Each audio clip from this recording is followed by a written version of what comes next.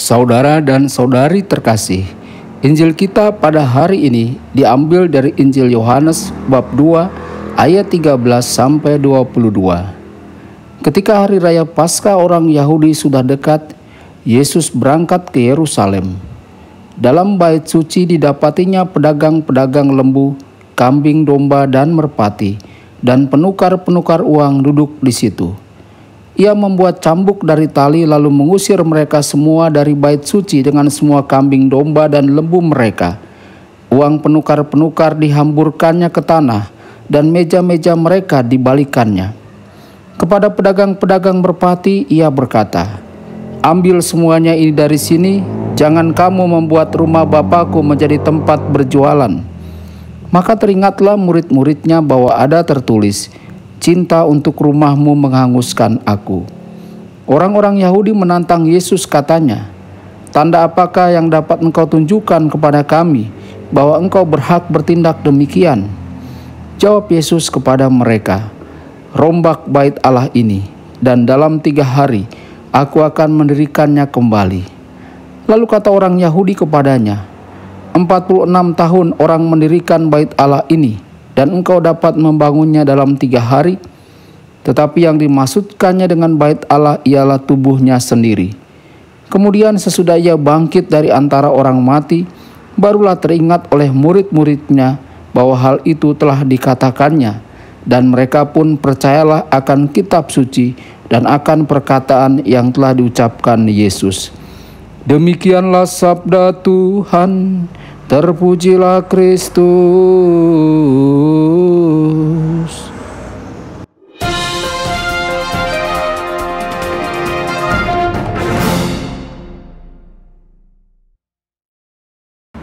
Saudara dan saudari yang dikasihi Tuhan, jumpa lagi dengan saya Romo Tedens dalam saluran Warta Kabar Sukacita. Semoga Anda semua dimanapun berada tetap dalam keadaan sehat dan senantiasa berbahagia.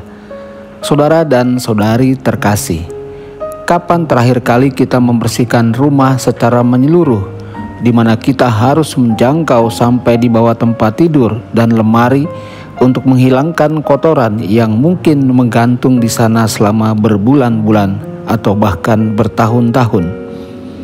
Kapan terakhir kali kita memeriksa dapur dan lemari es kita untuk membuang makanan yang rusak atau kadaluarsa? Kita mungkin ingin memindai barang-barang kita dan melihat apa yang harus dibuang dan apa yang pantas untuk tetap tinggal. Kita tentunya setuju bahwa pembersihan menyeluruh atau membuang barang-barang yang tidak perlu dari rumah dapat menghasilkan suasana yang menyegarkan. Selain itu, kita akan segera menemukan bahwa kita memiliki lebih banyak ruang dari sebelumnya. Saudara dan saudari terkasih, dalam Injil hari ini, Tuhan kita Yesus Kristus memasuki bait suci di Yerusalem untuk membersihkan dan merapikan tempat itu dari kekacauan yang dilakukan oleh orang-orang yang melakukan bisnis di bait suci. Narasi Injil menyampaikan kepada kita bahwa Yesus membuat cambuk dari tali dan mengusir mereka keluar dari bait suci dan melemparkan koin penukar uang dan menjungkir balikan meja mereka. Yesus berkata, "Bawa ini keluar dari sini dan janganlah menjadikan rumah Bapakku sebagai pasar."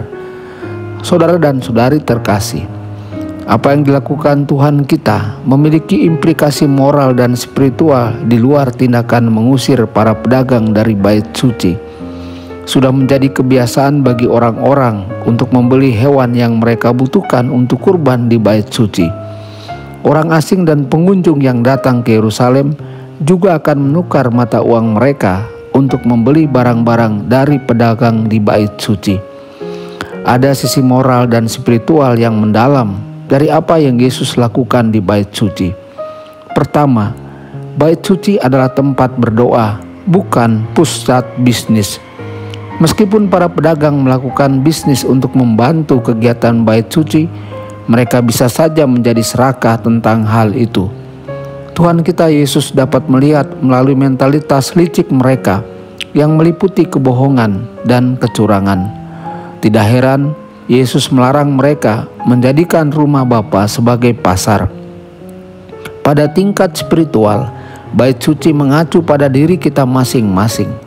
Santo Paulus menyampaikan kepada kita dalam surat pertama kepada jemaat di Korintus bahwa kita adalah bait Allah dan Roh Allah berdiam di dalam diri kita. Jadi jika seseorang menghancurkan bait Allah, Allah akan menghancurkan orang itu, karena bait Allah itu kudus dan kita memang demikian. Dari perspektif spiritual, Yesus memasuki kehidupan orang-orang dan menemukan bagaimana mereka telah mengacaukan bait Allah dengan mengabaikan aturan perilaku yang juga dikenal sebagai perintah yang kita lihat dalam kitab Keluaran. Hewan mewakili dosa dalam berbagai ukuran dan bentuknya yang telah menjadi komoditas komersial dengan nilai tukar yang merusak. Saudara dan saudari terkasih, tindakan Tuhan kita Yesus di bait suci meninggalkan kita dengan beberapa langkah produktif untuk pembersihan bait Allah yang adalah diri kita sendiri. Pertama, mengidentifikasikan kekacauan di bait suci kita. Seperti di rumah kita, kebanyakan dari kita tidak mengetahui bahwa kita memiliki begitu banyak kekacauan, terutama di sudut-sudut yang tersembunyi dan gelap. Seringkali kita fokus pada area luar dengan anggapan bahwa di mana-mana serba bersih. Ketika Yesus Tuhan kita yang adalah terang memasuki bait Allah, Dia mengungkapkan daerah yang tersembunyi dan gelap dengan segala macam kekacauan. Untuk membersihkan hidup kita yang merupakan bait Allah, kita perlu meluangkan waktu, membungkuk dengan rendah, dan menyingkap sudut-sudut gelap itu. Ingatlah bahwa tidak ada yang dapat disembunyikan selamanya. Kedua, mengutuk kejahatan, bukan memuji. Kadang-kadang kita melihat kejahatan, tetapi membiarkannya, bahkan menyetujuinya, bukannya mengutuk mereka. Beberapa dari kita telah menjadi perfeksionis proporsional sampai meyakinkan diri kita sendiri dan orang lain bahwa kesalahan kita benar dalam kondisi tertentu menurut penilaian egois kita. Tuhan kita Yesus dengan lugas mengutuk kegiatan yang tidak saleh di bait suci. Yang ketiga, membalikan meja. Perhatikan bahwa Tuhan kita Yesus tidak membuang waktu untuk bertindak atas situasi tersebut. Dia mengusir para pedagang keluar dan membalikan meja mereka. Ketidakaktifan yang merupakan produk dari penundaan adalah salah satu batu sandungan dari kehidupan dan pertumbuhan iman kita. Beberapa orang akan mengidentifikasi kekacauan itu, mengutuknya, tetapi gagal untuk segera bertindak. Seringkali kita berpikir untuk membersihkan diri kita nanti saja, dan ternyata tak pernah dilakukan. Membalikan meja melibatkan upaya yang disadari dan berkomitmen untuk menelusuri kembali langkah-langkah kita dan melakukan hal-hal yang akan lebih sesuai dengan kehendak Tuhan. Seringkali kita berpikir bahwa dosa kita terlalu banyak untuk diakui. Kekacauan di rumah kita tidak menjadi lebih baik jika sudah banyak. Kitab Nabi Yesaya menyampaikan kepada kita bahwa dosa yang tidak diakui menghalangi doa. Dan pemazmur mengatakan, jika kita menyimpan dosa di dalam hati kita, Tuhan tidak akan mendengarkan kita. Keempat, bergerak maju, mengubah mentalitas pasar.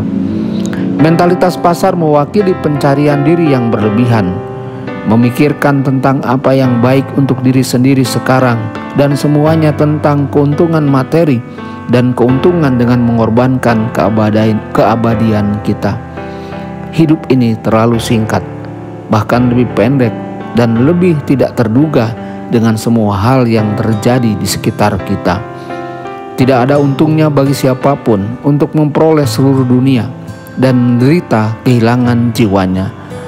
Saat kita membersihkan tangan kita setiap hari, jangan lupa untuk membersihkan bait suci kita, yakni jiwa kita. Tuhan Yesus memberkati dan menyertai Anda semua. Sabda Allah adalah kebenaran, Sabda Allah adalah kehidupan. Mari kita mencintainya, mari kita menghayatinya. Ya Tuhan yang ku muliakan, sabdamu angkat resahku.